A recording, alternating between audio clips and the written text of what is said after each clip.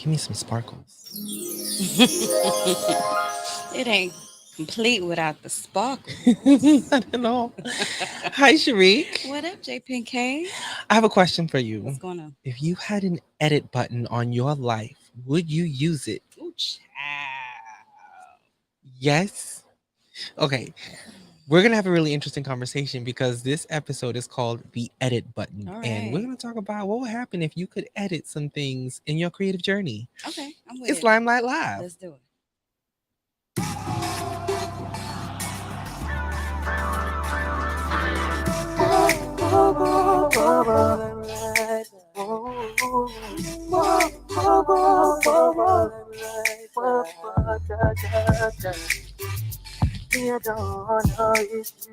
Step into the limelight.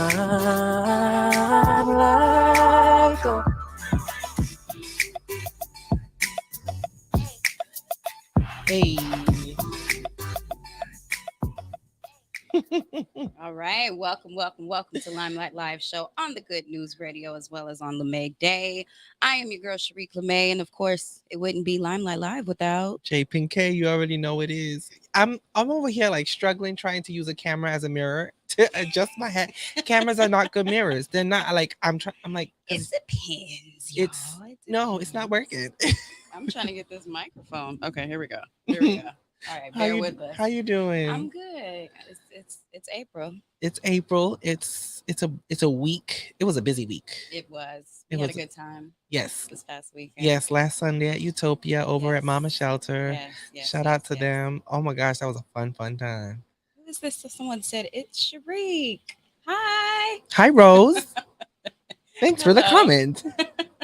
Oh, I love the early I engagement. know. We feel special already. Thank you for tuning in. If you don't know, we are a Limelight Live show, and we bring you creative news and reviews every single Thursday. So make sure you're tapping in with us. And also, you can always call in if you have something you'd like to say. 323-900-0478. But what we like to do before we get into our main topic is Hey, we like Greg. to get into some of these flashlight topics. So let's get into these flashlight topics. Yes, give us some flashlights. Game. Flashing lights. Boom. Okay, if you are under a rock, well, Sharik, how about you just Hey Greg, thank you for tuning in.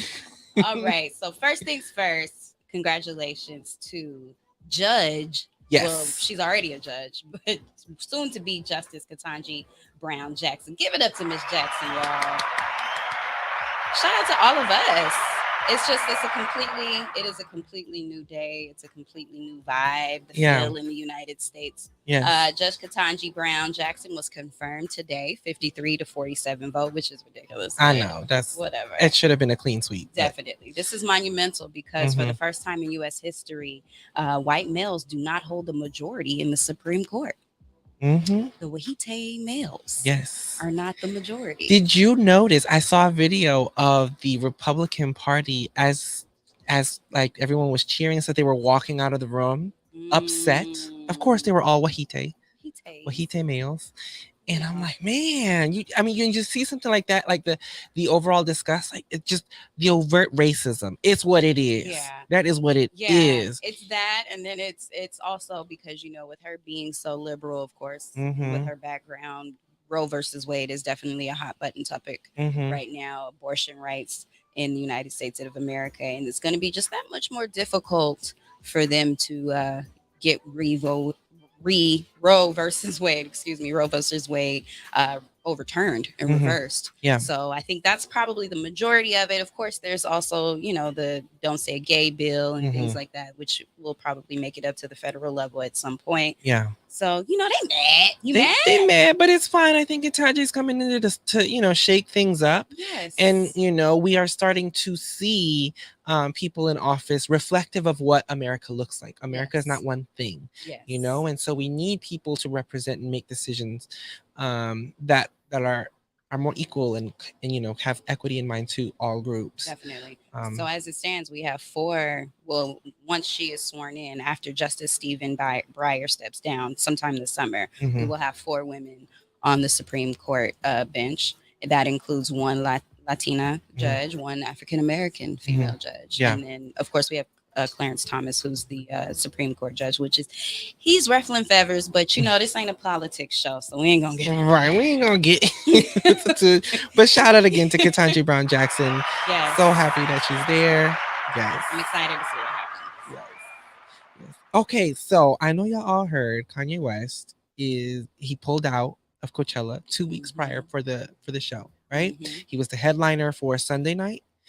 And for both weekends. Yeah, including both on Easter. Yeah. Both weekends. And then he pulled out. So just like that. Yeah. So Coachella Festival and the committee and all of that were, I guess, scrambling to find a replacement. Well, a replacement was found with 2 acts. So it was The Weeknd and Swedish House Mafia. So Double XL reports that The Weeknd's who's Kanye West's replacement as one of the headliners for Coachella, reportedly wants the same bag that Ye would have received or else. The Weeknd has allegedly demanded that he be paid the same $8.5 million that was supposedly allotted to Kanye for the Coachella performance. Otherwise, he says that he won't perform at all, according to Page 6. Yeah. Give me the bag. Okay. Did I scare you, Kelvin? I wanted. You did. You scared me. I wanted a drum. I wanted a drum beat. Let's try it again. Give me the bag. There we go. There we go. There we go. There. Now, give me your thoughts on that. What do you think? I asked Mika when we were in the car when I was reading this, and I was like, "Do we think The Weeknd deserves the same bag as Kanye?" I mean, he just did Super Bowl, which everybody was kind of like, eh. It wasn't that. It wasn't great. It wasn't what we just got for sure. No. He hasn't been around as long as Kanye. Right. He's not as legendary of an artist. He has hits. Definitely. I mean, he's a superstar. I do think he's a big artist. Does he deserve a Kanye bag? Well, let me ask you this. I don't know. Because he got brought on with both Swedish House Mafia. Is he doing one weekend and Swedish House is doing another, or are they both like splitting the time slot? See, that's the thing.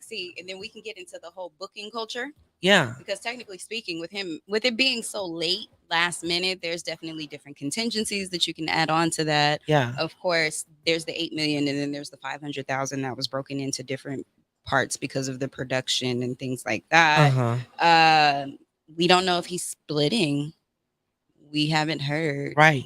Because maybe he wants it because of the inconvenience. That's what I'm saying. So it's like, okay, you have to come up with a show in less than 2 weeks. Yeah. I mean, and this is a big show. Like the Coachella stage is not like, some run of the mill type stage. Like, no, you're competing with Homecoming. Yeah. Everyone has to step it up. How much did Beyonce get? I believe Beyonce got it was like 4 million or something, but because she negotiated the rights to her footage, right, so that she can come out with that with the documentary, so she won way more than just the regular, right, exactly, the regular pay. She's small. I could be wrong on that number, but I know that it was it was kind of like on the lower tier of the millions, because she knew what she was doing. She was making a business move. God, that's Beyonce. Give us some sparkles. Yes. In any case, I don't know. I do think The Weeknd is a good choice as a replacement. And Swedish House Mafia, even though I don't know too much of their music, they're huge. Like globally, they're really big. Okay. And then they have an audience I know that would carry a good show. But that's why I don't do. I've about done it. Yeah, well, I do know there are some people who are already a little bit outraged, but Kanye has done this before. He dropped out, and people are trying to sell their tickets, child. Really? Yes. Well, I can understand that. If you were like an avid Kanye fan and you wanted to see, that's what you paid for. Yeah. Hey, I mean, yeah. It is what it is. It is. But we'll see what's going on, and we'll see if we can get this bag. I'm sure they'll come up with something. We have one more week left to go, so we'll see. Yeah. Okay. Did you hear about this crazy shooting in Sacramento? Of course. Yes. Of course you heard it. So apparently, do you remember the sister duo Ali and AJ from from Disney? They had that song Potential Breakup Song. This was like when we were into Disney. Like I was never into Disney. Really? Oh, okay. I was Nickelodeon Disney girl. Gotcha. Okay. Got my Rugrats. So mid 2000s. SpongeBob. Shout out to Paramount. Y'all not gonna do.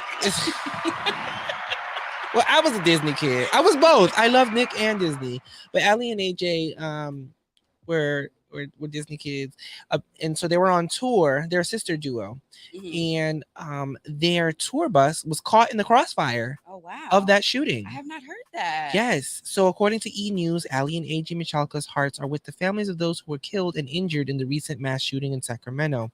The sisterly duo, who go by Allie and AJ, who hosted a show at the Crest Theater in the California city on April 2nd as part of their tour. Well, the shooting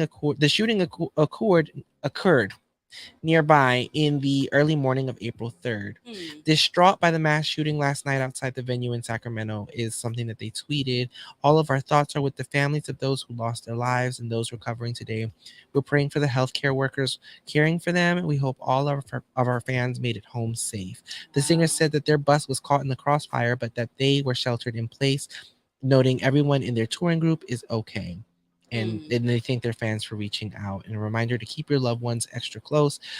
We have to do something about gun violence in this country. Yes, and we keep saying it. It's like a broken record. That's madly unfortunate. And we know how many people lost their life. I think about 6 people. I think so. Actually lost their lives, including, fathers.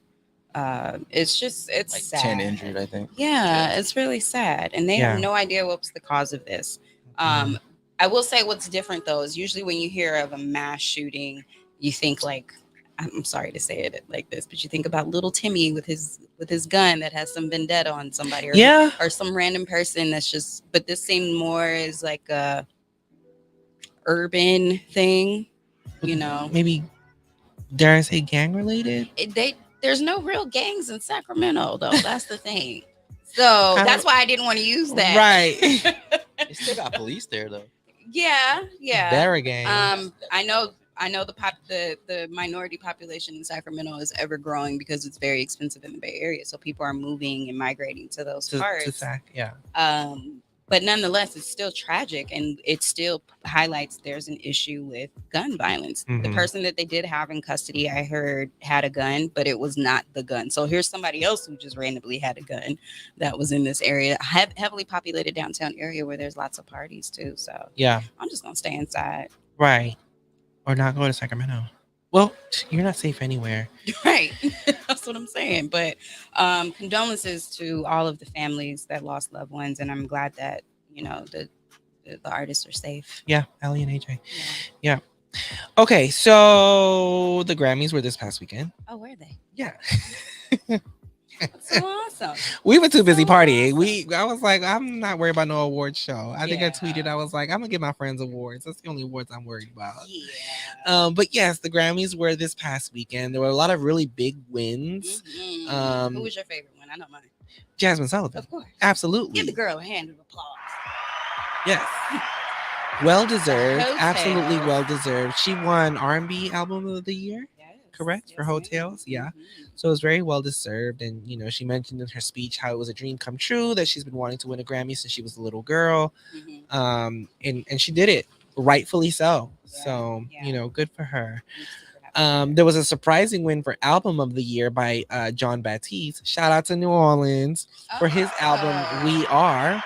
Have you heard the album? I haven't heard the album. I've heard a couple of his cuts, a couple of his singles. But he also was the music director for, I want to say Jimmy Fallon. No, The Tonight Show. One of these late night shows, but it's not Fallon. Fallon has the Roots. One of those. One of these late night shows, because there's so many. And it's definitely not Kimmel either. Oh no, it's the one that does the rides in the cars. Oh, James Corden. Yeah, I think he's with Corden. Okay. Well, yeah, he won Album of the Year, and there was a lot of talk about, well, I don't know who this artist is. Who is? Y'all kidding me? No, John Batiste is huge. He might not be on your radar because his sound is a little different. It's a little eclectic. It's not necessarily mainstream R&B or pop. But it's definitely a piece of work. And as an artist, I'm glad. I'm glad he's there. I'm glad he's representing. I'm loving it. For my city. My other favorites. Was Silk Sonic. Yeah. Oh, they won big. Sweet. Yeah, they won big. They got Record of the Year for Leave the Door Open. Did they also win? Yeah, they won Song of the Year too.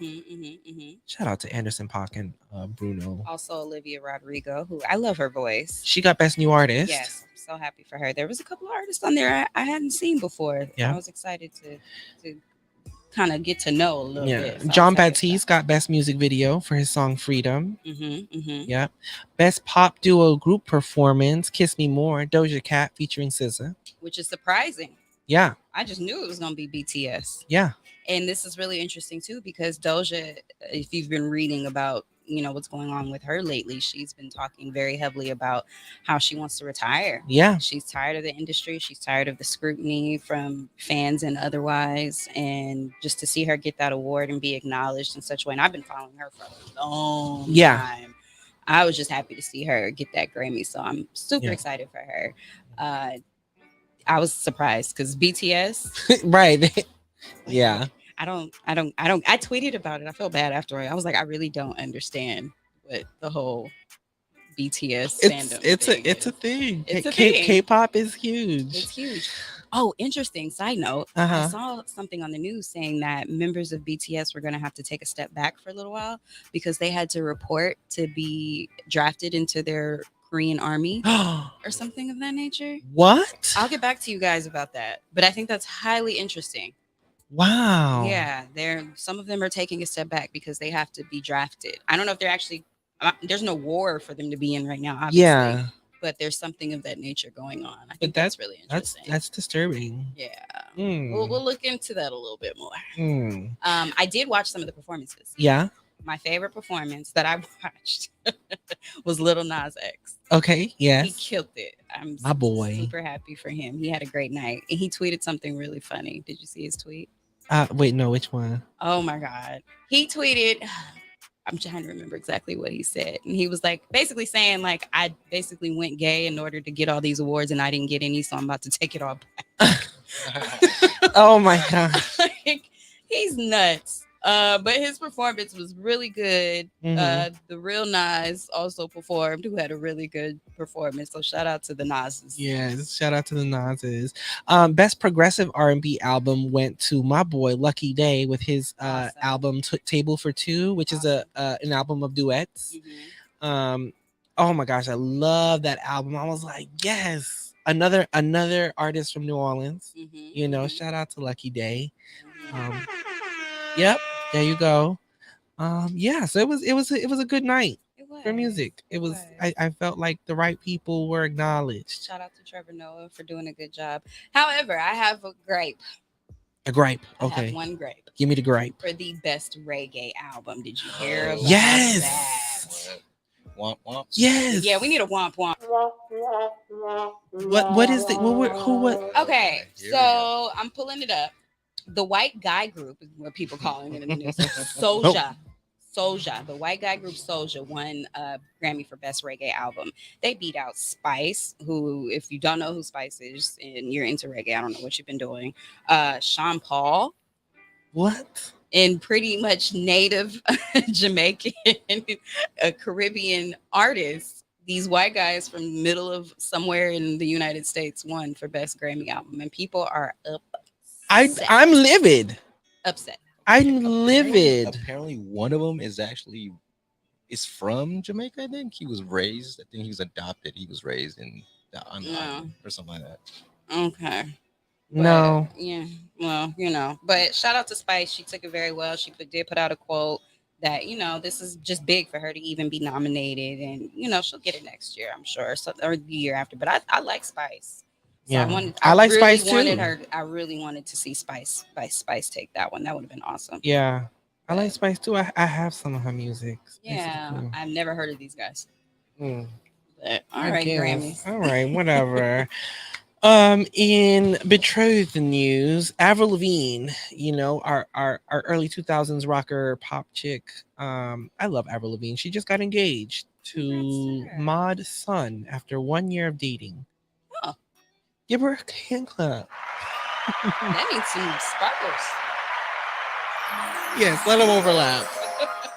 According to E! News, Avril Lavigne is set to again transform from girlfriend to wife as she is engaged to fellow pop punk singer Maud's son. The couple confirmed April 7th. The news comes soon after Levine was photographed in Los Angeles wearing a diamond engagement ring. However, it appears the duo actually got engaged in late March during a trip to Paris. Cool. Oui, je t'aime pour toujours, she captioned her Instagram announcement, which means, yes, I love you every day or forever, I think. Yeah, I think that means forever.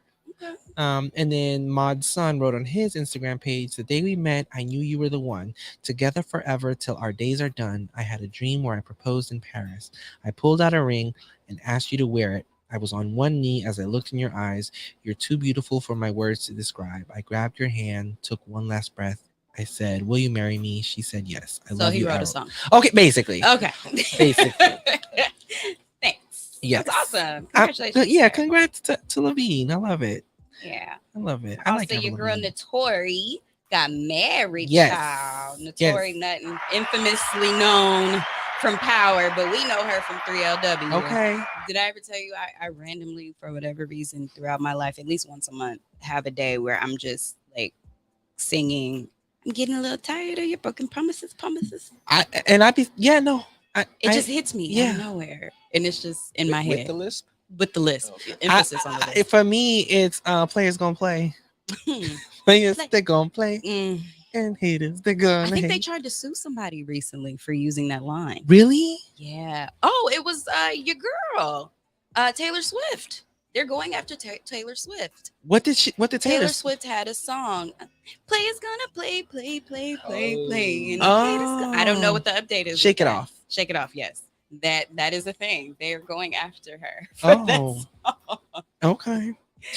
Oh, that's funny. That's Okay, go happening. after her. But congratulations to Notori Nutton, who did get married this past weekend to her longtime beau, Xavier to Lewis.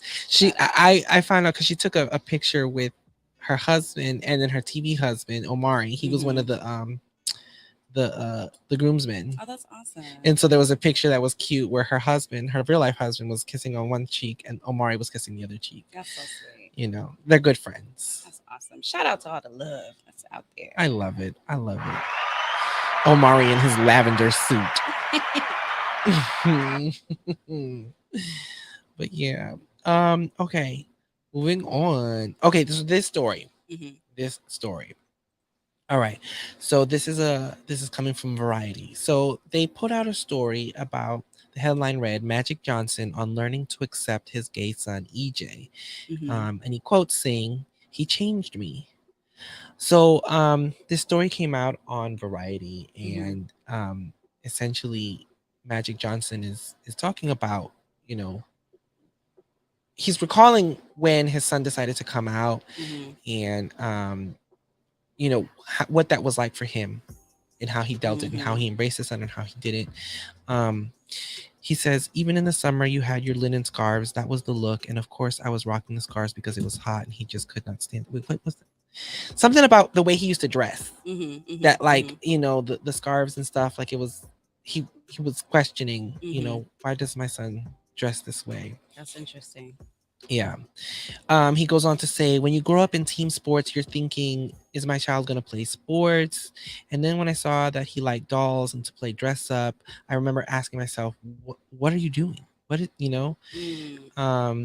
EJ, who says he was out to all his friends, his parents were the last people that he really had to talk about it. He says, "It was new for me, but they had to really take that in and digest it, especially my dad, because he was really the last person to talk to. I think it was just a lot for him to swallow in that conversation. A lot of just going back and forth, and he just was rattling off about things that weren't particularly nice. But he's not somebody who works great being cornered or surprised." You know, I'm really, I like that this conversation is being said publicly, because, you know, Magic is looking back on how he may have approached his child, his son, back then, and, you know, it wasn't an embrace of support initially. You know, and I think for a lot of parents who think they have to deal with this, you know, when their child comes out, or if how do you react? How do you react? I think this reflective moment could be an opportunity for other parents to see an example of what not to do. Yeah. Right? A lot of introspection Yeah. that's happening, which I think it's really good and really interesting that they're having that moment. I think it's interesting too because I don't know if you guys know, there's a new show on HBO right now called Winning Time: The Rise of the Lakers Dynasty. Oh yeah, yeah, yeah. And it chronicles the dynasty, but it's heavily, of course, mementos to Magic Johnson's career and how he got with the Lakers. It's a really, really good show, and it just gives you a different view of him as a man and as a person, and the things that he's done. And so he has a lot to answer to in terms of his ways and his family. And then I believe when you have children, children are just like a direct in your face. You have to answer for your life and your life decisions. Yeah. And this being just his son is the complete opposite of him and who he was when he was his age. So I think that's really interesting. Check out that show. It's actually really good. Yeah. On HBO I've heard Max. good things from it. Yeah. Yes. Yeah. Definitely. More on this shortly before we go to a break. I'm liking these commercials. I wasn't gonna cut it, but okay. Oh, well, we got. We'll get into our last flashlight topic while we have the time before we go to commercial break. Shout out to all the student loan payments that have been deferred until August. Ooh. I know y'all was nervous. I was too. I was like, oh darn. But the good news is student loans are not affecting our credit to the extent that they used to. But Biden did pause student loans until August. So you guys make sure you get all your ducks in order. Wait, I want to dive into that in a second. We'll talk about it. Yeah, we're going to get a little bit more into it. I just want him to forgive them, Joe. Let them go. Definitely. But we're going to take a quick commercial break. Make sure you are following us and tune in on Good News Radio app as well as on latemayday.com.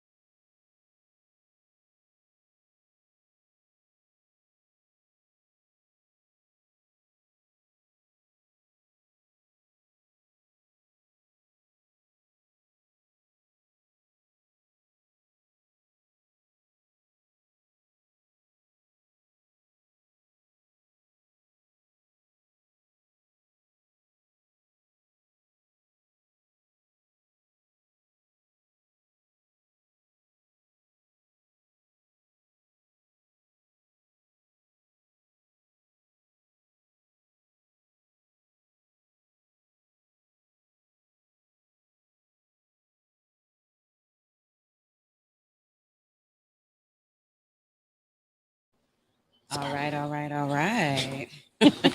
Shout out to Credit 909 for talking about the student loans in the commercial break. So we got to do some more investigating of that. But what were you going to say about your boy Joe? About Joe? Yeah. Well, I was going to ask you. I mean, okay, this is great and all, but why not just get rid of him? Like, I mean, clearly ain't nothing happening without these payments. Like, okay, so why don't I just get rid of them? You know what? We're going to have an episode. We're going to have a credit and finance specialist come in and speak with I us need a to little bit more. understand, like, okay, who benefits from corporations. Okay, I guess. Yeah. You know, because and then apparently Republicans are urging Biden for them to resume, but he's saying no. He's extending the pause. So what is it about? Like, how do Republicans benefit for student loan repayment? Because it's the upper class, the middle class. See, I don't the lower like class. I don't like politics. It's a I don't lie. know. A lot of these Republicans, their kids and whoever, they probably didn't even have student loans. You Mhm. know what I'm saying? So Yeah. somebody's benefiting from these loans. They are in the pockets.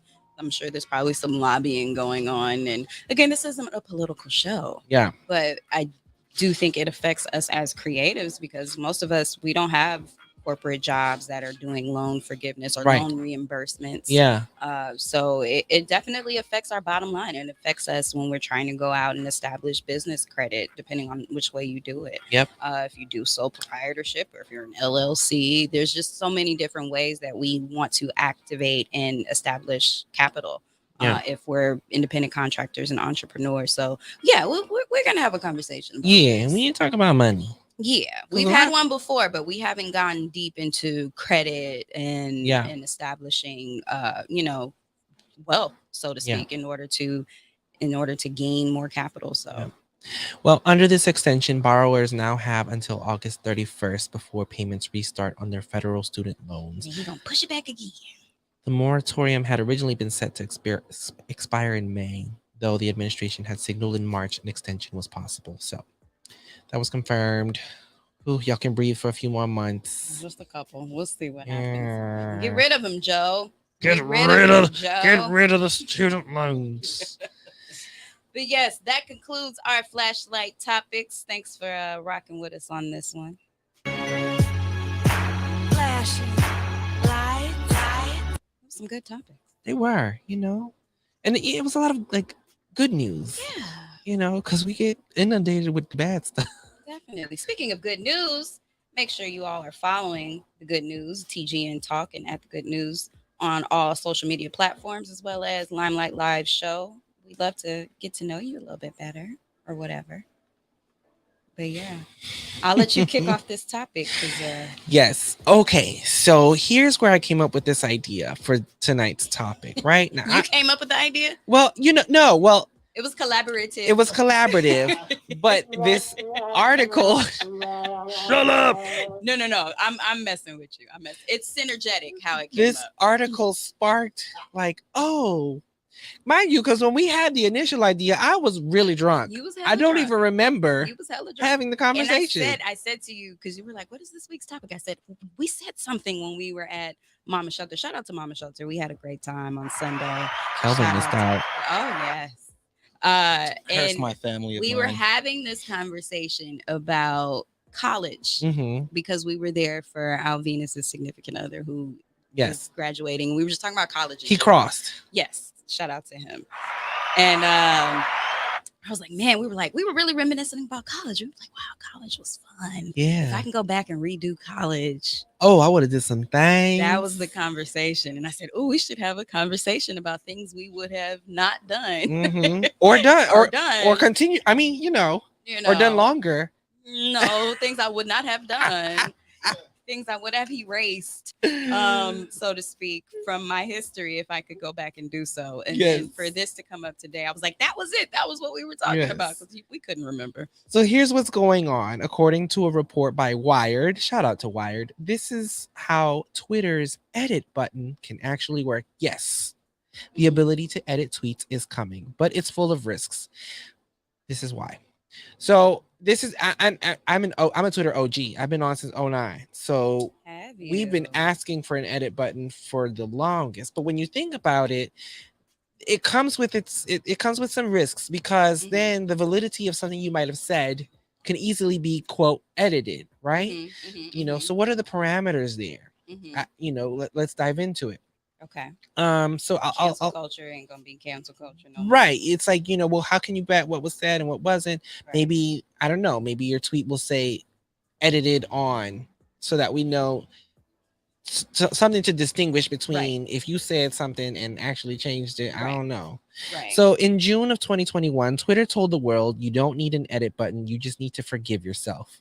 Twitter founder Twitter founder Jack Dorsey even held firm against Kim Kardashian's pleas when she cornered him at Kanye West's birthday party in 2018. For years, the platform has held out against editing tweets until now. An edit button is imminent, but tricky questions remain about how it can be implemented without causing chaos. Christina Woodkey, a lecturer in computer science at Stanford University, says everybody thinks it's very easy to just put in an edit button. She's worked on product design projects at LinkedIn, MySpace, Zynga, and Yahoo. She goes on to say that it's not as easy as you think. Like it's a large implemental situation. Definitely. And I get that. Like, like you were just saying, how do we verify cancel culture now if I can easily just go back and edit something or whatnot? Well, if you look at Facebook, I know when you edit a post on Facebook, if it's something that you've written out, because Facebook, I heard something funny. Facebook is where people go to write books and novels, and extremely long thought pieces. I know if you go edit, it will tell you edit it, and it will also give you the edit history. Yeah. So it will show people what was said. Yeah.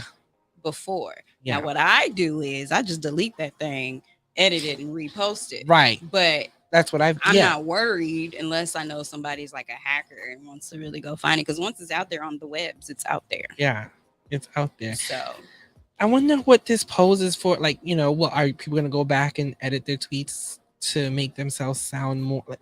Well, what's in that case? I'm just sure delete. People just delete and rewrite. It's more of a convenience. Yeah. Thing. And the power of the screenshot is unmatched. Yeah. So. Oh yeah. Absolutely. That's over for everybody, because people are so quick to screenshot and screen record. Nothing that goes out there. If you have a lot of people watching you and scrutinizing you, it's gonna get screenshot or screen recorded. So some tweeters were saying, well, what if you're allowed access to an edit button for about 10 minutes? So if you notice a typo within that, you can go back and fix the typo. So that you don't lose your engagement. That's my thing. That's what I'm wondering. I'm wondering if you post a tweet and you have a lot of engagement on that tweet and you edit it. People sometimes want to keep that engagement, right? But then that's not fair, right? Because what if you edit something and I liked it, and then you edited it in a way that I don't like anymore, and I don't know that you did this, and my little like is just hanging in there for the world to see. I don't like that. So maybe we shouldn't do it. I'm not with it. Yeah.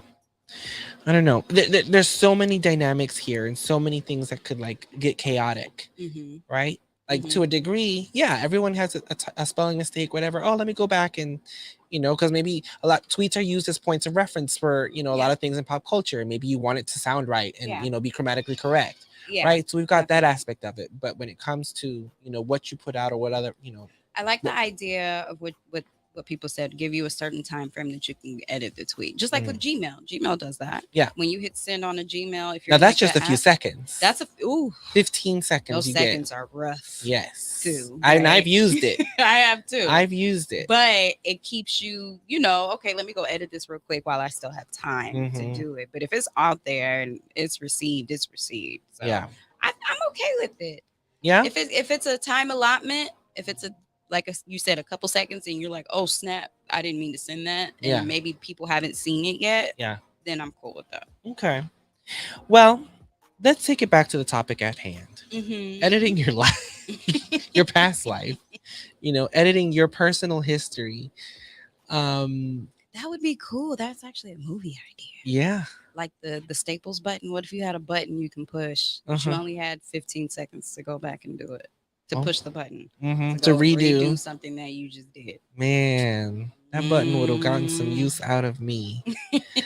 For me personally, as I if I'm being reflective and look back at what I would edit and change, I feel like I definitely would have pursued a lot of the creative endeavors that I was too scared to pursue Yeah. back then when I was younger. I felt like I wasted a lot of time in things that served me absolutely nothing. Yeah. Unfortunately, and I'm I'm gonna go on a limb and say this, but a lot of that had to do with the church and the church telling me I couldn't do things, that I couldn't explore my creative endeavors, that it was, it was considered ungodly and things. And now look at me. Well, But it's like I, I was I wouldn't do things out of fear from what the church would tell me was okay or suitable or deemable. I served in certain ministries and stuff. And, there was things that I would put to the side and be like, oh, that's just a dream. I can't ever pursue that because, yeah. I was told I couldn't. Yeah. I was and that it wouldn't edify me Yeah. as a Christian at the time. Yeah. And so I look back and I'm like, man, no one is in charge of my life but me. That's Right. And the way you however you choose to have a spiritual life, religious life, whatever that may be, I don't know. I have a different insight into how I navigate my life in that aspect, and I think I spent a lot of time worrying about, what entities within Yeah. that was around my life, trying to appease them versus what I really wanted to do. So that's what I would have done. That's a great one. I Yeah. love it. And like, how deep were you in it though? Because I'm trying to imagine. I feel like you're talking about a person I don't know. Like, Girl, how deep was it? when I tell you, like, I was in church more than half the week. Really? This is how I break it down. I'll break it down for you. So Monday nights was our, like, we had like a cell group. I was in the music ministry, and so you were required to be a part of several things without the church. So Monday night was like a cell group, kind of like a Bible study situation. Tuesday night was required rehearsal for the music ministry. Wednesday night was midweek service, and then like every other Friday was like a social event, but it was still church. And then Sundays, two services, morning and evening service. Child. I was in there a lot. And then on top of, okay, so things happen throughout the year, like Right, special right, events and right. stuff. So then there's added church events. And I, as part of the music ministry, you're required to, like, the church I went to, they required you to be there or you couldn't, sing or perform or whatever. And so I want to say 90% of my life revolved around that, and then on top of growing up queer, it was like, yo, there was like this part of me that was just like anxious to get out. Did you feel like you had a choice? No, I didn't. I was conditioned to think that I that this is what it had to be, and man, there was a lot that I missed out on. I wasn't allowed to dance. I would have pursued like dance stuff when I was younger. I couldn't go to, I didn't go to like school dances and stuff, at least not until my senior year when I was like, man, screw this. Like, I want some of these memories. Wow. And I remember I got in trouble for going to my prom. Really? Yeah, because it wasn't so much that I went, but it was because I allegedly someone told my pastor that I was dancing. Oh, the pastor, honey. Yes, Snitch. and yes, and Give so them a womp womp. I was called into his office, and he told me, he was like, I found out, that you were dancing, and it's okay that you went and all that, but seeing as how you remember the ministry, I'm unfortunately gonna have to ask you to step down for a while. Yeah, like that was. What denomination was this? Baptist. Just straight up Baptist. Yeah, Baptist. Spanish Baptist. Wow. And I was like, okay. And at the time I accepted it. I was like, well, I was told I did something wrong, and I believed I did something wrong. Right. But then there was this like kind of thing that was like egging me, and that was kind of like the catalyst to kind of help eventually start having me separate a little bit from the church. I mean, it took a few years before I really did, but there was just so many different things that every time I wanted to do something creatively, I was attacked for it. I started modeling, and then that was a whole thing. And they were like, well, that doesn't edify you. Like, that shows, what is it? like self glamorization. Mhm, So that was mhm, used against me. And I was like, okay, well, then I'll stop modeling. So then I started producing fashion shows in New Orleans, and I was working with, different creators and different designers in the city. And then that was attacked. And because I was like starting to be on the media and things like that. And so they were like, well, you're not representing the church in that aspect. You're representing something secular. mhm. Every single thing. And I was like, man, I can't win. I Let me literally couldn't live. win for wanting to do the things that I enjoyed and wanting to be the person that I wanted to be. Mm, And so I held a lot back. And I wow. felt like, if I could go back and edit, there was so much more that I think I would have maybe accomplished or, Mhm, pursued, even just for the sake of pursuing out of mhm, curiosity as a creative, mhm. that I didn't get to do. You know, Yeah, definitely. there's interesting perspective with it, Mhm. sure, but yeah, That's crazy. yeah, that was my experience. And I know some other people that have had that experience as well. Mm-hmm. I feel as though spaces where you can have community are great. If it comes from a place of spirituality, that's great. Mm-hmm. But to stifle you and hold you back from your greatest potential, Mm-hmm. that I don't quite Yeah. rock with. So, Oh, another thing, hmm I would get in trouble for having long hair. That's just me. I love my long wow. hair. I would be told to cut it numerous times. I was asked to step down twice until I cut my hair. So that and then like I like fashion, like I like my sneakers and I like my my hmm swag and stuff, but you had to look a certain way at this church if you were going to Hmm. serve. And so They say come as you are. and oh man, well, You I couldn't come did, as you and are. they apparently no, you couldn't come as you are, as how we Come say as they to are. come. And yeah, and that was so even self expression Wow. was something that I was attacked for me when I was younger. I had a completely opposite experience. Yeah. That's crazy.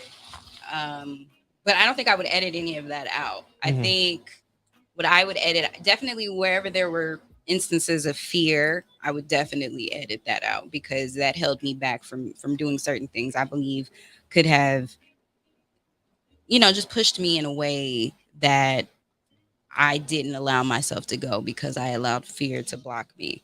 I didn't have an understanding of the fear. I thought I was protecting myself. I thought I was protecting myself from whether it be embarrassment or humiliation or whatever. And in reality, all those people I cared about, I don't know them people no more. Right. And Yeah.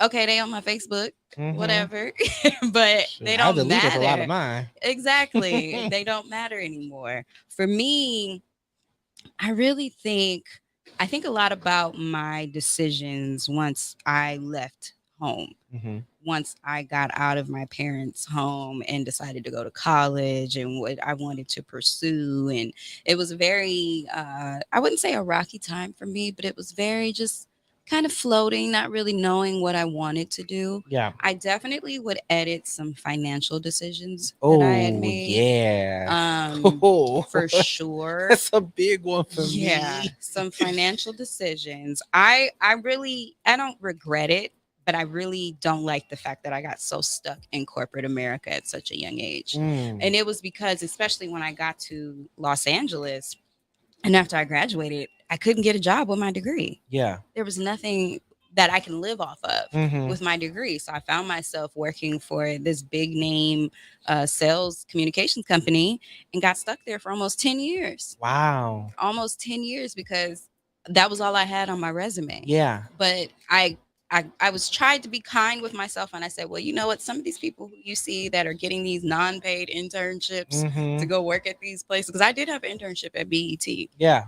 I just couldn't pursue it beyond a certain amount of time because they weren't paying me. Mm. And Yeah. I had to live. Yeah. At one point when I was in LA, I had like 3 or 4 jobs. When I was in San Jose, I was interning at the radio station for KMEL. Yeah. Which is the hugest radio station. And I was also working at BB. Yeah. I was also working at FedEx. Uh-huh. Like your girl had to live. I didn't Yeah.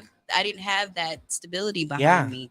And just thinking that if I didn't have that on my brain and I would have pursued radio back then Mm-hmm. the way that I had to pursue making money, I would have probably elevated a lot faster. I hear that. And then I got super, super comfortable Yeah. with making money. And then Yeah. I started making good money for my age. Yeah. What I thought was good money wasn't really good money. Ooh, I'm gonna touch on that. Okay. That's something else I'll edit. Mm-hmm. what I thought then was good money wasn't necessarily really good money. I thought it was then, and I was buying Nikes all the time and buying shoes and buying clothes and not even thinking my 401k was anything that I needed to really establish. I didn't know anything about investing. To this day, I still have a fear and a nervousness when it comes to investing. Me too. Because I don't have anything else to fall back on. Right. Some people say I don't make enough money to invest it. Yeah. So there's that. So I think just in general, I got caught up in corporate life when I know deep down I was a creative. And I remember I was working in Torrance for this corporate job that I was at. Out there. I was all over the place. And I remember it being a Saturday and me driving in the afternoon to this job to be at for 8 hours. So that means I wasn't going to be off until 9 o'clock on a Saturday in Torrance. I was crying. Yeah. I was literally in tears. Yeah. Like, why am I doing this? I didn't come to LA to be working at this stupid job. No. So it was, I just wish I would have probably taken more time to find mentorship. I would have probably invested a little bit more time into finding how I could engage with those particular internships and still make money or something that could have allotted me to not get so trapped. I felt really trapped. I feel that. Yeah. And to the point where when I did, I just kind of broke loose recently. Yeah. And that's how it feels for me too. Like I only feel like like maybe within the last 5 years that I've really broken out of a cycle that I was in. Like one thing that you mentioned, the mentorship, that's something I never pursued. I never looked at because again, if I'm going to bring it back to the church, God is your mentor. You don't. And so I never looked for outside sources on that because I was told I couldn't. I tried.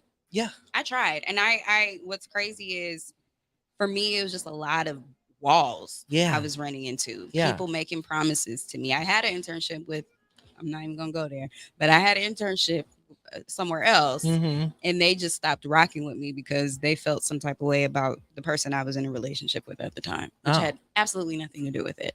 And there was instances of what I may have thought might have been jealousy, but I never wanted to believe that. My mom used to always tell me, this person's jealous, this person's jealous, and I'm like, no, they're not, Mom, stop. And I hated when she would say that because I'm like, no, they're not. And as I've gotten older, I realized, jealousy really is a thing. Yeah. And the reason why I didn't want to accept jealousy is because I always wanted to maintain a sense of humility. Yeah. And people will try to stop your growth because they're simply jealous. Yeah. Yeah. So I think that would probably be another and they feel threatened too. That would be another edit button for me too, is to be a little bit more aware of that energy that was around me then and not just be so blinded to it because I want to maintain this sense of humility. Yeah. Because if I believe in haters, then I think I think that I have something for them to hate on. And I'm not thinking of myself in that way. Right. So it was just an ongoing cycle of fear of not wanting people to really see the true me and me believing in myself so much, but dimming my light at the same time. Definitely. Yeah. That's one thing I can agree to. The humility. Edit that. Okay. Edit. So these edits, like in the tweets, they have to have it's something that says, "Oh, that's been edited." Like these edits in your life, would that have like the consequences or anything like that from you editing it? Do you think it should or no? You just edit it and that's it. I mean, obviously there would be, and we watch the movies and we talk about the multiverses and how if you going back in time and you can't do this if you it changes the whole, like there's so many different things that change. Like I probably wouldn't be knowing you had I done some of these things differently. I wouldn't have this show. Would I have made it to California? Exactly. I don't know. Would I have been somewhere else? Exactly. Yeah. But in terms of doing the edit, I'm doing the edit now. And then if you want to see the history, you can write a book about it. You can watch the show. Yeah. That's how I feel. And I know we said we weren't going to talk about it, but I'm wondering if this whole slap situation. No. Would he edit his slap? Would he have edited that out of his life? There is a book that recently came to my attention that I'm going to buy. This is my next book. We said we're doing our reading. We're going to check in on that, by the way. And I just ordered a new book. Which one? I'll tell you in a second. So the one that I'm getting into. It's the Daily Stoic, 366 meditations on wisdom, persevering, and the art of living. Okay. So this is my next book, and it basically talks about the decisions that you make, but then how you overcome and how you strive beyond that. Okay. And how to make your next move your best move. Yeah. So I really think that that's my journey now. If I got a magic button to go edit, I think I would though. Yeah. I'm not gonna lie to you. Yeah. I feel like I was supposed to be like the Rihanna of now. Like she took my spot. Yeah. She got all the billions. The book I got is by James. The book I got is by James Clear, and it's called Atomic Habits, an easy and proven way to build good habits and break bad ones. I have that book. Well, okay, so I needed it because it was recommended, and I was like, well, I got some bad habits I need to break. I have that book. So yeah, so you don't have to use the edit button.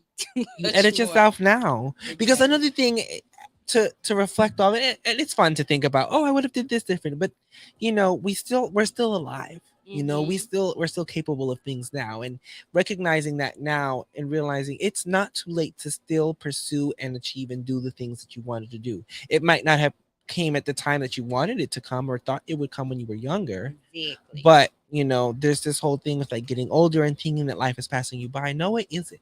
I'm gonna thrive well into my 40s, 50s, 60s, 70s. You know what I mean? Because I can, and I'm willing to work to do that.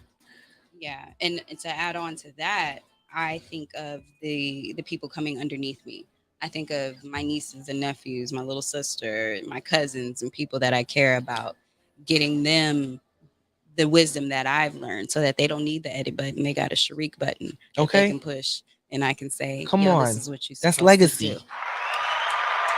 We can keep on preaching. But thank you so much for tuning in to this edition of Limelight Live show on the Good News Radio, as well as on the May Day. Tell us what you think. Give us some comments and whatnot. And of course, follow us. I'm your girl, Sharik LeMay. I'm Jay Pinkay. We're going to catch y'all next time. Wow. Bye.